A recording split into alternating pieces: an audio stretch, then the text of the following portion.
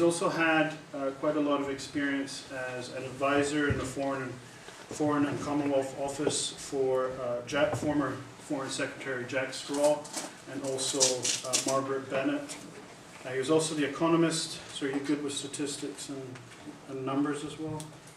Very good. In the Ministry of Finance and Development Planning, the government of Botswana. He was also a visiting fellow at the Center for International Security and Arms Control at Stanford University, and also senior consulting fellow at the International Institute for Strategic Studies in London. I'd like you to join me in welcoming Malcolm, who came just now from London. We appreciate you for visiting, and we look forward to your talk.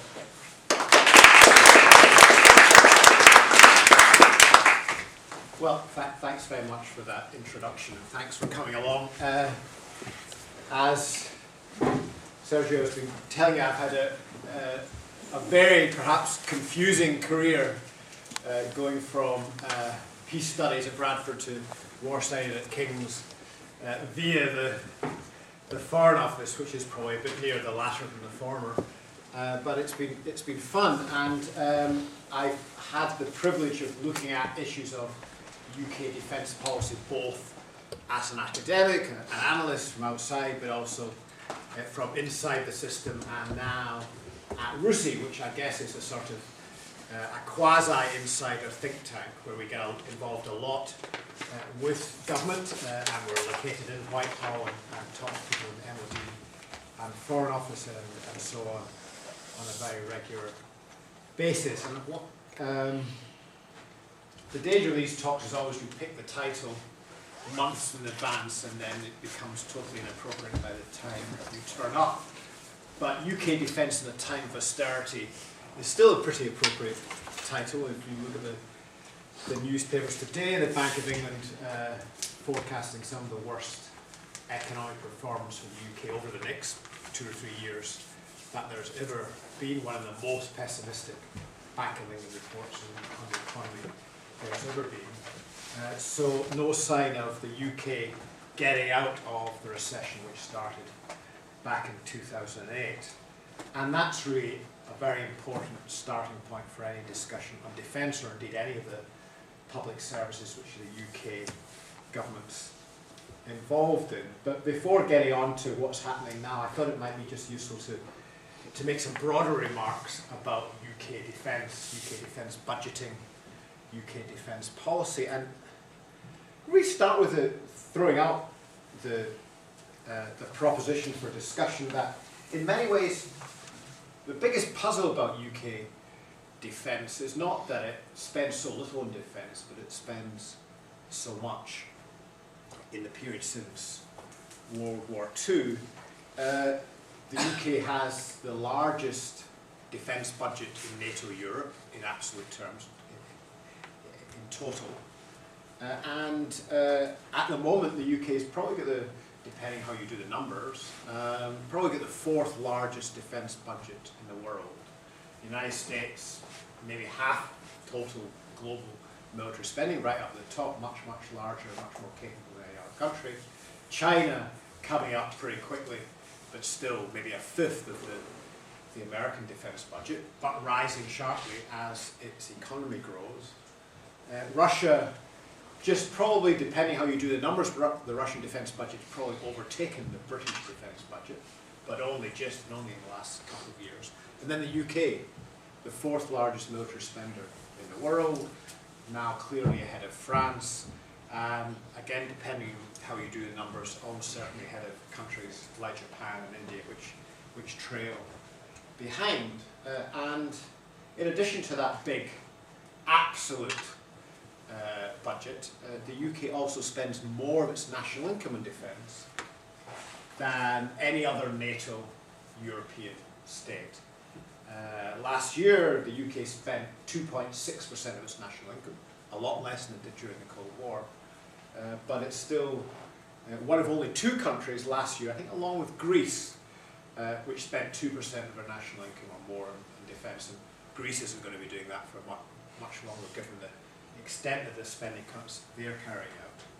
And then France and Turkey 1.9%, Germany, Italy and Canada 1.4, Netherlands 1.3, Spain 0.9. So there's a sort of hierarchy of spending, and spending in defence is the best single indicator of how important countries think defence is in relation to all the other things that they do.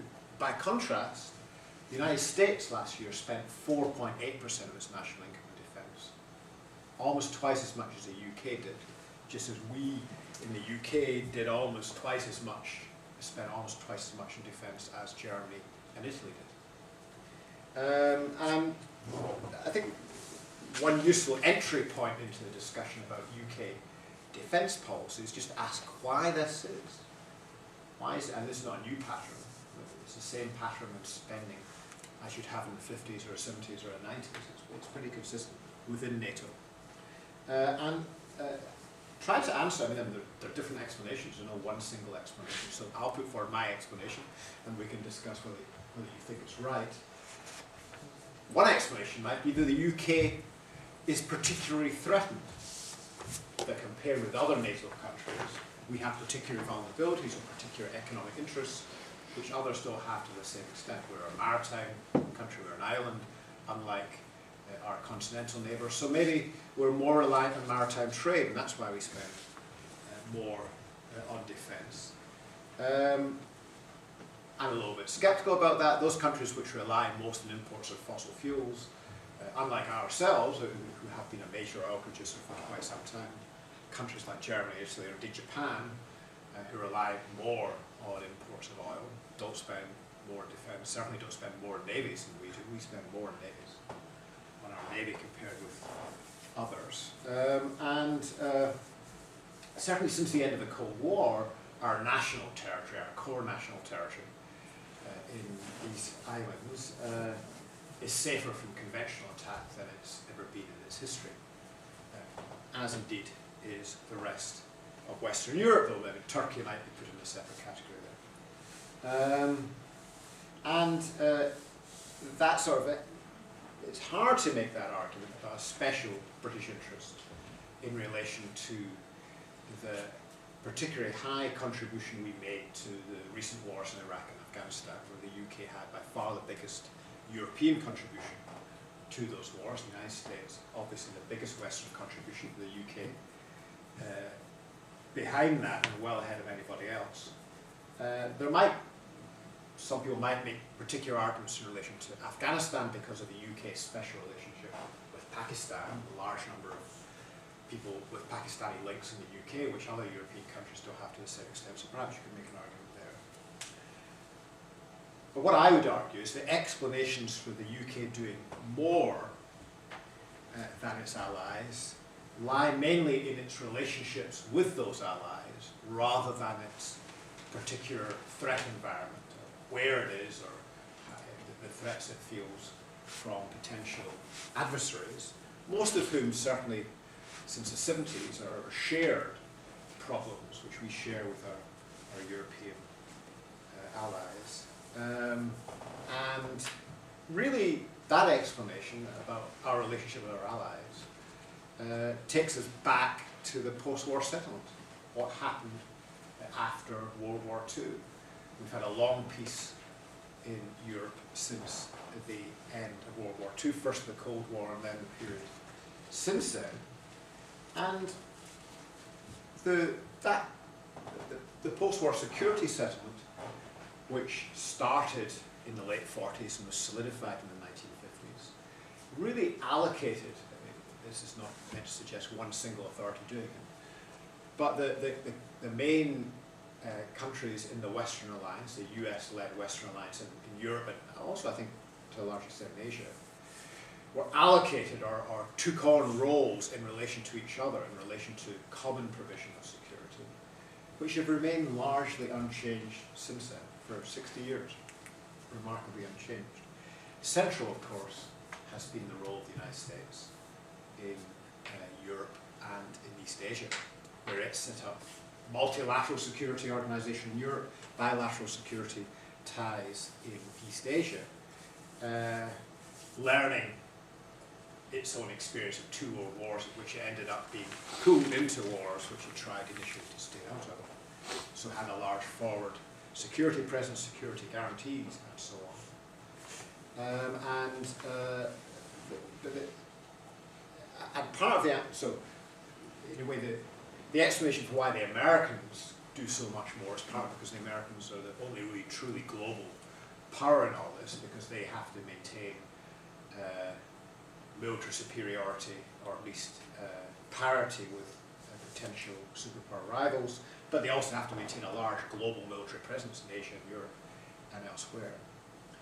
Part of the answer may lie in what economists talk of as public good theory, that if you have allies trying to provide something together, then those who are very small to start with really can't make any difference to the total defence. So if, I don't know, Belgium or Portugal or Lithuania were to double or triple their defence budget, then it wouldn't make much difference to NATO's total capability. So insofar as defence is a shared thing, there will be a tendency for the smaller countries to free ride more than larger countries. Well, if America does a lot more, then it makes a big difference to the total provision.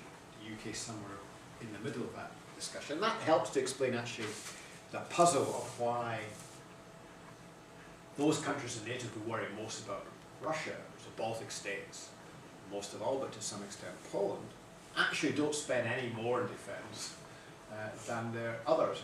Lithuania and Latvia spend, I think, about 1% of their national income on defence, much less than we do, even though they are sitting on Russia's doorstep and they worry a lot about Russia, because if they do a lot more, it really doesn't make any difference to their ability to defend themselves. What really matters to them, indeed probably to most European countries, is an assurance the Americans will be there on the day, and that may not relate very much to how much they spend.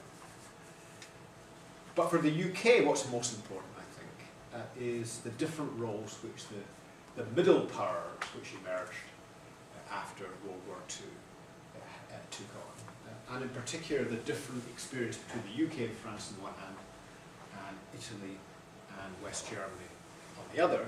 And of course, the big difference between those two pairs of countries is that one pair were on the losing side in that war, and the UK was on the winning side, and France was belatedly recognised to be on the winning side, because that's the way the post-war settlement was drawn up. So the UK and France were given permanent seats in the Security Council, both acquired nuclear weapons. They have had, in the immediate post-war period, they maintained large parts of their colonial empires and only gradually gave them up through a series of conflicts, sometimes negotiated, sometimes forced withdrawal. While West Germany and Italy did not acquire nuclear weapons, indeed were forbidden to do so. They had no colonies, not much power projection capability, although they had it, but that was given up. And in important respects, their sovereignty was limited really throughout the Cold War period, especially in the case of West Germany. West Germany, of course, part of a divided country right through the Cold War. And indeed, one of the purposes of the post-war settlement was precisely to constrain Germany, to prevent a future conflict coming up in 1945. Lots of people were worried about Germany, and the main concern of countries was to prevent German revanchism initially. The Soviet Union took over the role as a major concern, but that was the initial concern. And the post-war settlement worked very well in terms of creating conditions for a much more pacifistic culture to emerge in West Germany and indeed in Italy, and a situation which it was very clear that West Germany although it remained the biggest economy in Western Europe, also was the major power most committed to multilateralism, least inclined to any unilateral action. While the UK and France, on the other hand, as permanent members of the Security Council, with their own colonies, desperately wanted and to some extent achieved some relative autonomy from the United States. their interests sometimes different from the United States, and one of the roles of their military forces was precisely to give them some freedom of action, not always successfully, as the Suez adventure in 1956 demonstrated very clearly, but for the UK, even in 1982, the Falklands War, although there was some American assistance, was a British-fought war with British forces, and the success or otherwise of that war depended on Britain having the forces to be able to deploy a very long way away from home. And it's really that difference in that initial settlement which has carried on to the present day, largely because all the major players have been more or less satisfied with that. There hasn't been a big drive in West Germany and Italy to become global powers of nuclear weapons, because they've done pretty well without that, and the experience of the other way of doing things wasn't really very happy for them. And similarly for the UK and France, what happened allowed them to maintain a global role, allowed a smoother psychological transition in the case of the UK from being the leading world power in the late 19th century, to some extent early 20th century, to one in which the US was the hegemonic power. But the UK had some important role in a special relationship with the United States and in some degree of independence internationally. And having the independent or semi-independent nuclear force also provided for the UK and even more so for France a hedge against the possibility of American betrayal or the United States not being there in the case of a future nuclear threat. So there was a degree of independence which was attempted to be achieved there. And indeed, the delicate dance around relations between West European countries and the particular issue of Germany's role played a really rather important part in the emergence of the euro, which we're now all talking about, and I'll come on to later on, the emergence of the euro currency, which is now, I think, posing some really interesting questions for European security, insofar as it was the imminent possibility of German unification in the latter part of 1989 that led President Mitterrand and Chancellor Kohl to accelerate the movement towards a common currency at that time. And in the way the deal was that the Germans would give up the Deutschmark in return for French agreement to German unification. Now, maybe the French and British couldn't have stopped German unification even if they had wanted to, but doing it on a consensual basis, and there was an equity by the four powers in Germany as a result of the legacy from post-1945 occupation, and Germany wanted to unify with the agreement of the four powers, Soviet Union, Britain, France and America, and it was done on that basis, but part of that deal was further limitations in German sovereignty by joining the euro, much against the advice of the Bundesbank at the time. So the security and economics linked at every stage. And even after the end of the UK withdrew from most of its imperial commitments in East Asia and the Middle East and the Gulf in the late 1960s, early 1970s. But even then, even after that, there was a residual global commitments like the Falklands, Diego Garcia and elsewhere, which have played quite a significant role, Cyprus. But the legacy of the forces built up during that period, or maintained, modernized during that period, continued to be important. So capabilities like aircraft carriers,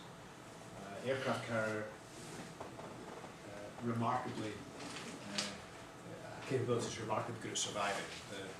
The Labour government in 1967, if I recall, 66, 67, as part of the withdrawal from east of Suez, the Labour government killed the aircraft carrier. It said, we no longer need an aircraft carrier, it's only necessary. It was only necessary to protect Malaysia and Singapore, and we're pulling out of there so we can concentrate on NATO. But the aircraft carriers come back, even more, we've got we're going to have the most capable aircraft carrier we've ever had, at very great expense, a capability that's only useful if you want to have a global power projection capability. It certainly isn't useful. At least it's not a priority for defence in Europe itself.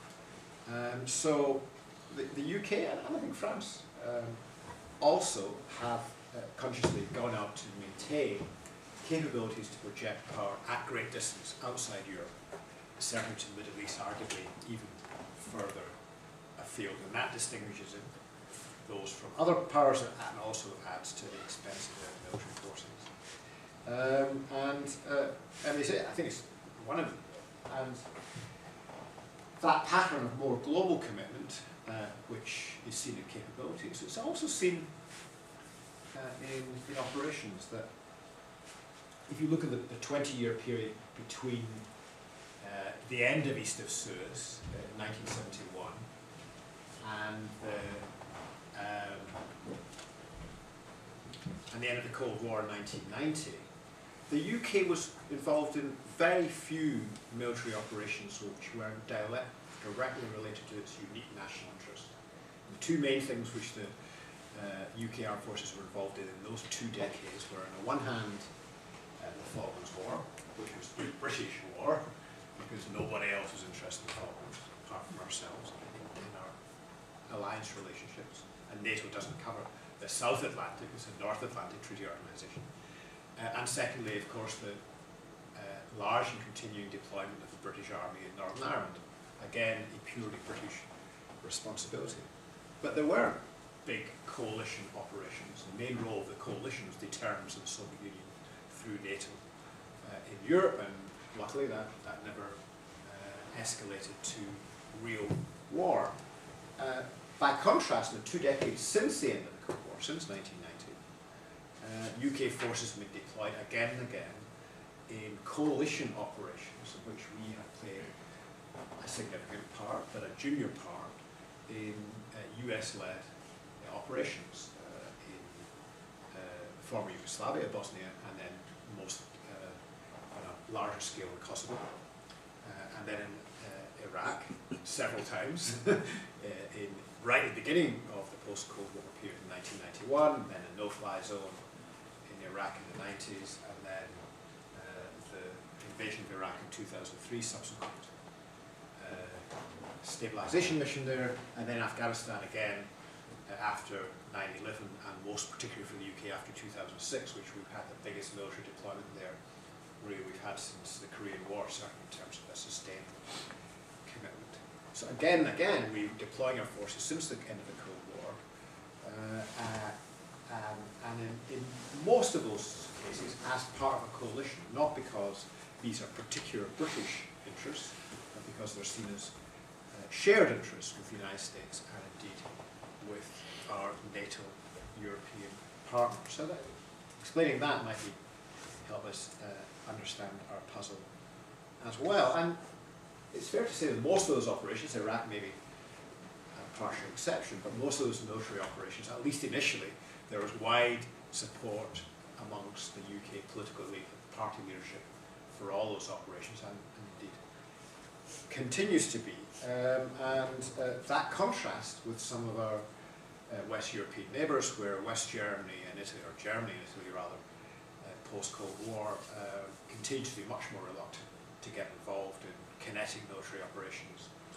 They did deploy in Afghanistan, as indeed did a very large number of countries, like more than 50 countries deployed there, but did so in areas and in ways which reduced the potential for casualties, and we weren't involved in the intensive and very difficult counterinsurgency operations which our forces were happily involved in Helmand. And of course, many other Europeans weren't involved in Afghanistan at all. So all this, and this greater appetite in the UK, alongside France, for military operations and for maintaining capabilities for global deployment, has meant that the UK has been more ambitious in its defence policy than others. And they've spent more, as I've said. But the gap in ambitions between the UK on the one hand and most other Europeans on the other has tended to be greater than the gap in resources. So the UK, because of its history of the world power, because of its participation in victory in World War II, has always wanted, I think, to get more from its armed forces and has actually been prepared to pay for them because of all the competing demands on the public purse and because of the fact that although the UK spends more than others in defence, proportionally, that proportion has continued to fall more or less steadily since the mid-1950s. So there's been less available for spending. And in a way, the UK governments have wanted their cake, but not been prepared to pay for it. And as a result, one of the storylines for British defence since the mid-1950s has been a whole series of defence reviews. Governments, Mrs. Thatcher, banned the use of the term defence review after the 1981 defence review, but they still had them. And again, not irregular intervals, the government's, the Ministry of Defence has gone through this process of cost cutting, of cutting the cloth to match the resources available, sometimes in a relatively coherent way, but usually not very coherent way. Often a whole series of reviews, one after another, desperately trying to meet Treasury targets for savings, precisely because of the very ambitious things that the UK Armed Forces are being asked to do on a budget which, by international standards, is not particularly mean, but in relation to what's actually being asked to do, it is. In every one of these reviews, I think, you'll probably find people saying, and we certainly saw that in the 2010 review, you'll see many commentators saying, what we should do is we should define the country's strategic needs first, and only then, once we've worked out what we need, then we'll go to the Treasury and ask them to pay for it. That doesn't work in our personal lives. It doesn't work for other government departments, because I'm sure if you're an education minister or a health minister or a police minister or a transport minister, they could all do a similar calculation. Well, this is what you need if you want to meet your ambitious targets for poverty reduction or improving education standards or whatever it is. Every government department will use such an argument. But in the end, it's a matter of how much resources are available and government decisions on priorities, whether to spend more X, Y, or Z. In the case of defence, and I think this is true of other European countries as well, the position is further complicated by the relationship with the United States. Because in the end, for the UK in relation to defence, there are some things which are purely national responsibilities. So if there's a continuing military role in counter-terrorism at home, the possibility of a resurgence of Republican terrorism in Northern Ireland, for example, or there's protection of the Falklands, or there's air patrolling over the UK, some basic national tasks which nobody else is going to do, then you can make a calculation of what's necessary and what risk you want to take with all those things and work out what forces you need. But if you're talking about the capabilities that would only be used alongside the United States, then it's a much more nebulous calculation about how much is enough. And it comes down to how much is enough to have some influence on the US. How much influence? Which forces provide that influence? If the UK had a force of 7,000 in Helmand rather than 10,000, and would be able to have a rather smaller bubble of UK deployment there than we have had, would that have made a big difference? Would it have been worth the extra cost? And that's what we're moving towards, and the cuts in the army that are now going through will mean that a future Helmand type operation, we won't be able to deploy as many as we have done over the last few years. Does that matter? Well, it's less. But what difference does it make to the outcome of Afghanistan, given that the outcome in Afghanistan in relation to external inputs at least, depends most of all on the United States, because the United States does much more than anybody else, and more in terms of quality and effectiveness than everybody else put together. So, as I said, the latest example of this defence review cycle was the 2010 Strategic Defence and Security Review, and the starting point for that review was the spending review conducted in parallel with that defence review, which of course took place in the context of the 2008 financial crisis and the steepest cuts in British public spending that have been since World War II in total government spending. So, very simplified, that basically the overseas aid budget, which is relatively small, was privileged. The health was relatively privileged, but still very squeezed. And everybody else had to scrabble around to try and share the cuts. And MOD, Ministry of Defence, didn't do too well, but it didn't do too badly. It was about in the middle of the pack in terms of the cuts it had to take, which was an improvement on what it had been under the Labour government in the Blair-Brown years. While defence moved up the pack in terms of prioritisation under the coalition government compared with Labour. Under Labour, public spending as a whole was growing quite rapidly, and therefore defence was able to grow by about 1% a year, while in real terms, while over 2010 to 2014, the defence budget had to fall by about 2% per year in real terms. So that's been and is very tough. And even during the Labour years, when the defence budget was growing, excluding the cost of Afghanistan, the number of major vessels and aircraft fell by about a quarter, the number of service personnel fell by 10%, the number of civilian personnel fell by 20%, because of what people sometimes talk about as defence inflation, that pay rises, we get better ships and better aircraft which cost more, and because the UK has continued, and I think this tendency in some ways is being accelerated because of the particular nature of UK ambitions. It sought to maintain cutting-edge, high-quality military capabilities, even if they're much smaller. So the quantity-quality trade-off has gone for quality. You can argue the pros and cons of that, but that's certainly the direction it's gone in. So the aircraft carrier is just the latest example of that, but it's going to be armed with F-35 aircraft again, cutting-edge, state-of-the-art aircraft, the Astute-class nuclear attack submarines, globally deployable. In many areas, going for much higher quality platforms than some of our key European allies who've tended to develop forces more for deployment in their immediate neighbourhood. And that's expensive. It's meant that the size, the number of aircraft or ships or whatever has been relatively small and falling.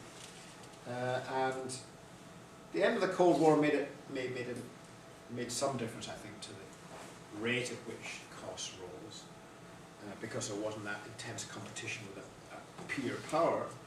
But other factors have come in as well. The increased emphasis on safety of personnel, increased demands for accuracy in order to reduce collateral damage. All sorts of things have come into the equation and meant that systems have become more expensive. One of the, insofar as you can determine and attempt to have a broader strategic driver in the defence review, as distinct from simply cost cutting, both were important. But the strategic driver struggled, I think, to play a significant role. It would be the attempt in the National Security Council, and one of the papers to the National Security Council in June 2010 set out 3 possible strategic postures for UK military capabilities going forward to 2020, which the 2 extremes, so you know they're going to choose a middle option, but the 2 extremes were vigilant and committed. And basically, committed was one that focused on the sort of capabilities we've got in Afghanistan now, being able to stay in a place for a long period of time and continue to renew the forces you've got there, rotate forces in and out, basically against non-state actors. So the sort of thing we've got in Afghanistan, which requires a certain sort of capability. It's very expensive, difficult to maintain in a very hostile environment without much domestic infrastructure. And so that's one end of the spectrum. The other end of the spectrum is to be able to deploy forces for short, sharp operations, more typically, but not exclusively, against other states, a more of a war-fighting role, which requires a rather different set of capabilities. And maybe just greatly oversimplified, it's a sort of Libya on the one hand and Afghanistan on the other, and those require maybe inter-service issues as well, but it's certainly a rather different set of capabilities in either of those. So some things you need a lot for one, but not for the other, and vice versa. And of course, the conclusion the National Security Council came to at that time, which the civil servants wanted them to come to, was that they should have an adaptable posture, which was somewhere in between those two extremes. Budget being the same for all the three alternatives. So this is given this budget, what are your choices? And that distinction between commitment and war fighting, intense war fighting, continues to be a trade-off in defence planning. I think once we're out of Afghanistan, I suspect the pendulum will switch more to the war fighting end. But right now it's an adaptable posture. Who knows what's going to happen next month, next year, in a decade's time? It makes sense. The argument goes for the UK to hedge its bets. There's a strong argument that's the case. In the Cold War, everything was focused on one threat, which was relatively knowable, so it made sense to specialise in that. But now the UK doesn't live in a particularly high threat environment. What it does live in is an environment in which all sorts of things could happen. You don't know what's going to happen next. So you don't want to be totally focused on what's likely to be the wrong threat. Another element that has, I think, started to come into the equation more is whether, what ways the UK should prepare for the possible re-emergence of major power threats that in the Cold War, our defence capabilities was mainly geared to the threat from the Soviet Union, a very capable peer military power. Those threats really don't exist to a very large extent, or an immediate extent, today. But perhaps particularly in relation to China, but maybe others in a sort of 30-year timescale, the shift of economic power away from the developed countries to emerging powers could lead to the re-emergence of major power competition. I see this in US-China in East Asia, but if China continues to grow at its current rate, its GDP will exceed that in the United States by the end of this decade. And although its military power is much further behind that of the United States, it is growing. So China could have a military budget of $500 billion by the mid-2020s, and that will have some implication. Is China necessarily a hostile power? No. Is it necessarily a friendly power? No. People just don't know. So hedging against major power threats re-emerging in the future that might affect the United Kingdom is, I think, probably a growing element in defence planning in the UK right now, but it's about hedging at limited costs rather than preparing for something like that happening in the immediate future. Okay, so there are other options outside those ones I've talked about. The UK could have gone for a more nationally oriented strategy, which is basically focusing on some nominal contribution to US operations to keep them sweet, but focusing much more on its immediate neighbourhood, which could have been much less expensive, but then would have given up the influence which the UK traditionally has felt it wanted to have. So we've had, since the 2010 Defence Review, a series of announcements, which including most recently some details of the cuts in the Army, which have really been about following through the implementation of decisions on budgets and forces which were made in 2010 and in 2011. The Prime Minister initially wasn't prepared to accept the logic of the Defence Review in terms of the cuts in Army numbers because of Afghanistan, but by 2011 he was, and that really meant that the budget plans and the capability plans more or less came into balance by earlier this year. There's still a lot of hard decisions to take, but the overall shape is there. But unfortunately, from an MOD point of view, as it's been grinding through all these cuts and capabilities, some of which were necessary as a result of inherited overcommitments, the economic situation is worsening. And the Chancellor is going to make a statement in December, his autumn statement, which all the punditry suggests is going to announce further reductions in UK public spending in 2015 and 2016 and maybe beyond. And next year, 2013, there's going to be an awful lot of politicking within the coalition about where those cuts will fall. There's been an awful lot of publicity about, in particular, cuts in welfare benefits, further cuts in welfare benefits beyond 2014 in order to meet these new, rather draconian spending targets the Chancellor is going to set out. But even if there are significant further cuts in welfare benefits in 2015-16, quite a lot of those savings are also going to have to come from departmental budgets.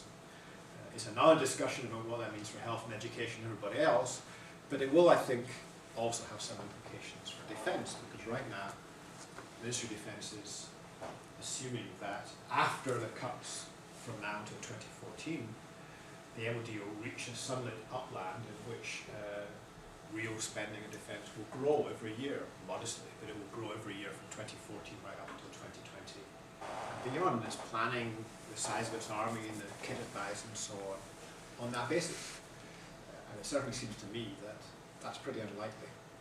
It's pretty unlikely at a time when we're on a glide path out of Afghanistan, given all the other competing pressures on government, that defence is going to be at the top of the government's priorities for the next 3, 4, 5 years, especially the coalition government. But actually, even if it was a Conservative government, I think it's unlikely defence would have quite such a high priority. So there's probably going to be further real cuts in defence, which will mean that either before the next election, or perhaps more likely immediately after the next election, we're going to have another defence review, which is going to ask some very difficult questions about priorities. That's going to raise lots of issues, which maybe we can come back to in the discussion. But perhaps one of the hardest issues is one I've raised already, which is how to address this matrix and this relationship between threats on the one hand and capabilities on the other. Because if we had a purely national defence policy, then you could map out the threats in the UK and work out what you needed to reduce the risks to an acceptable level in relation to those threats. You could look at, as we've talked about already, what balance you want between capabilities for dealing with insurgency as against small states, as against large states, against WMD threats, whatever it might be. But because our national strategy is in large measure a contributory policy, we actually, mainly with the United States for now, we need a theory of influence, a theory of how the UK, and there's a temptation often to have a theory of influence which basically says, well, what do the Americans want? Once we know what the Americans want us to do, then we can do it. And that's pretty straightforward, isn't it? We just go and ask the Americans. In 2010, precisely this was done. The Ministry of Defence, hardly surprisingly, when the Royal Navy went to ask the US Navy, what do you want? Well, the US Navy said, we want you to do lots of naval things. And the British Army had the same answer from the US Army. But there was also discussions at at a higher level, and that there were some answers from the US in relation to that question. But from a UK point of view, well, that's a useful input. It probably shouldn't be the determining reason why we have particular forces, unless we think that by doing what the Americans want us to do, we achieve something which is in British national interest, which sometimes it may be, but very often it may not be. And in many ways, an alternative theory of influence would be that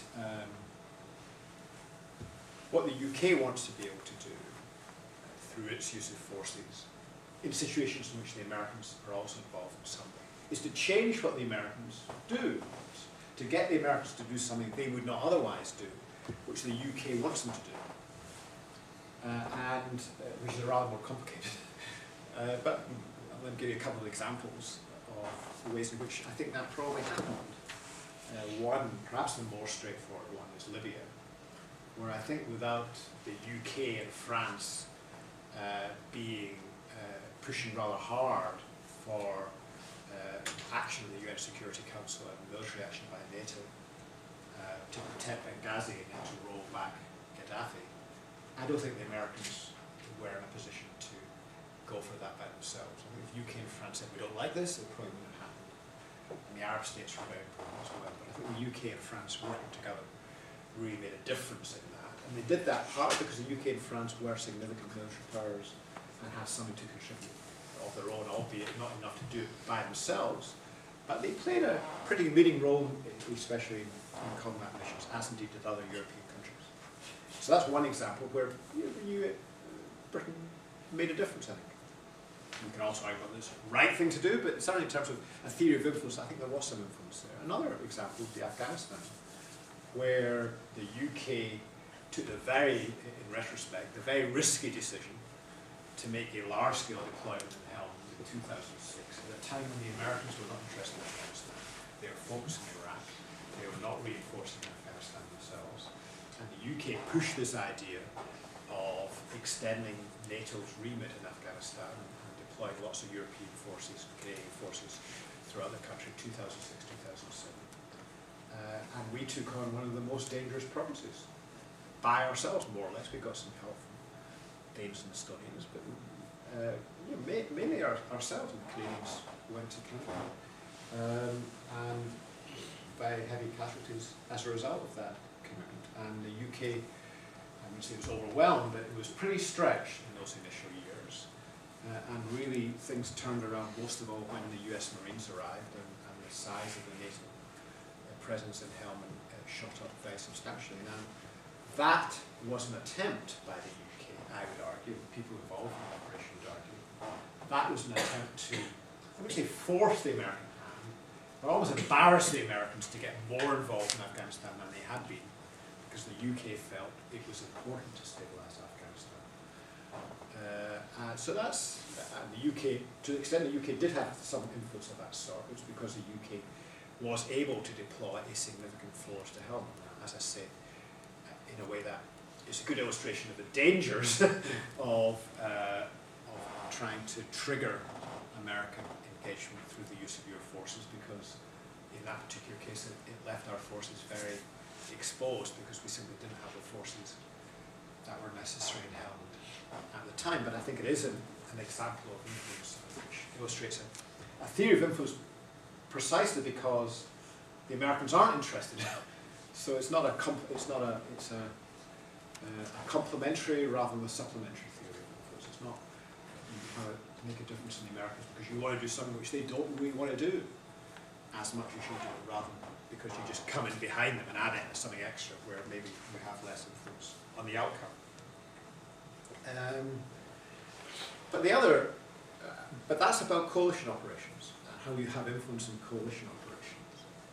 The UK, I think, as I've already mentioned, may also have there's a question about whether to what extent UK defence should be also assuring against US defection, certainly, especially in the long term.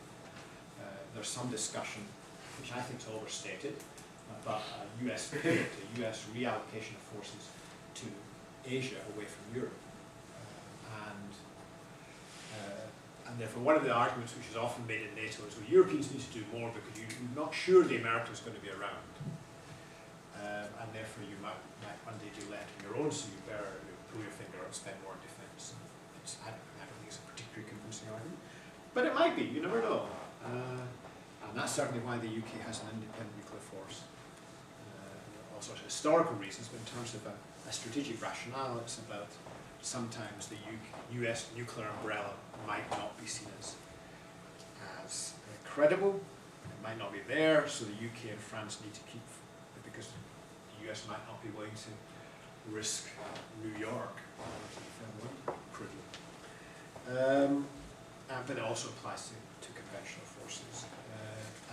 So how the preservation of some national defence industrial base maybe also in part about having that degree of autonomy in case of the possible defection of the United States. And some of the recent defence treaty with France was a bit more about the UK rebalancing its options a little bit to give itself a bit more flexibility and not be too reliant only on the United States. Okay.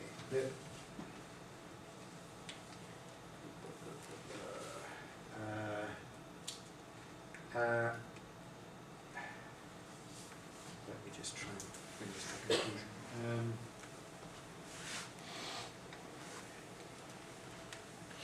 Maybe the final point, and then throw it open, is that all this, I think just about everything I've been saying so far is assume the continuation of the role division, the relative allocation of responsibilities, the relationships between the major alliance players in Western Europe and the United States we've seen since World War II. But there's at least a question mark about whether the Eurozone crisis and its implications might change all that, whether we're now at a turning point for European politics and therefore for European security, which is more fundamental than 9/11, more fundamental arguably even than the end of the Cold War. And we don't know, of course.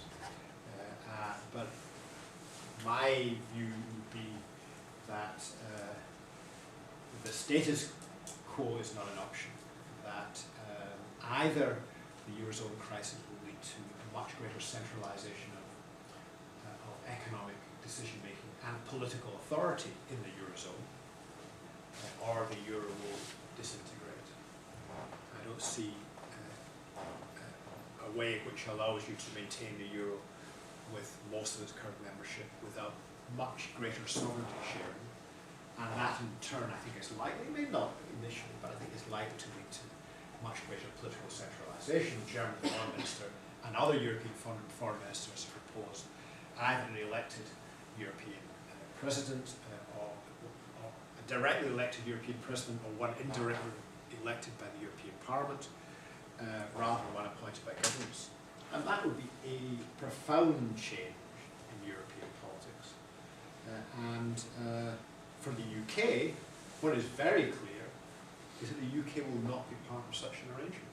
Anybody reading what all our politicians say, it's very clear the UK is not in the Eurozone, it's not in Schengen, it's about to pull out the law of justice cooperation, it's not interested in European defence cooperation. It just wants a single market. The UK may not pull out of the European Union in the next 10 years, so it's certainly possible. But even if it doesn't, most of the European Union is developing in a way in which the UK is not going to be part of. And developing in a way which will lead, possibly, if it's successful, to a quasi-federation, to much greater sharing of political authority. Now, will that, it's certainly possible that the existence of NATO will mean that new Eurozone federation will not have a substantial security responsibility. That will still be left to NATO and to individual states within the Eurozone. But I think it will be progressively more difficult in a situation in which budgets are determined more in Brussels than in Paris or Madrid, for defence budgets to be determined a different way. So there'll be some really interesting things happening there, and it's also possible that the Eurozone will begin to become more of an external political actor, especially because the UK is not in the room, constantly saying, well, what about NATO? That's something which most of all the French and Germans, who still have very different strategic cultures in relation to the use of force, will have to work out between them. So I suspect in the short term NATO will continue to be the major actor, but over time its relevance may well decline, and that will raise some really interesting questions for the UK.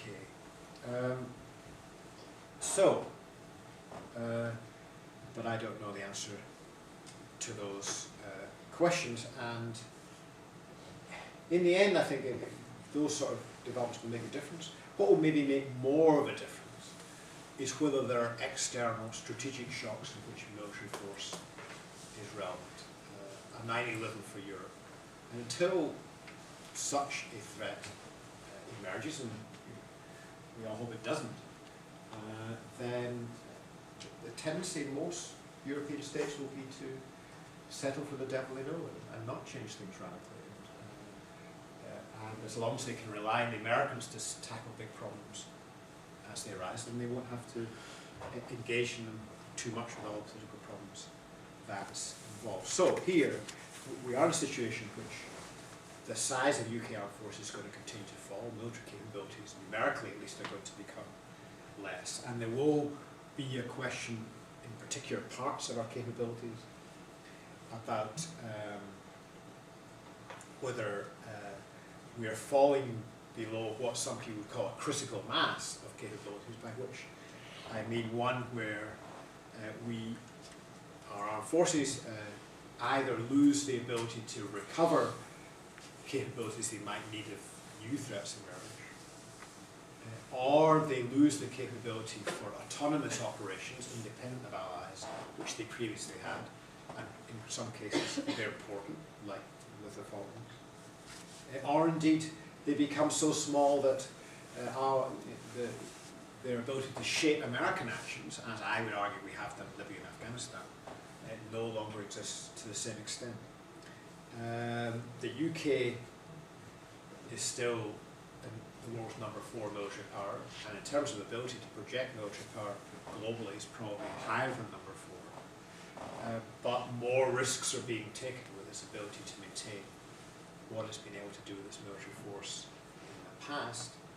And maybe one of the ironies of the next decade may be that as we become less European in the way we organise our politics and our relationship with the European Union, we may become more European in the sort of military force we have and in our ability, or maybe even our interest, in using our military force outside Europe. So the irony may not be the way it turns out, but other things perhaps are I mean, it's not an implausible projection. So I hope that's got you started at least.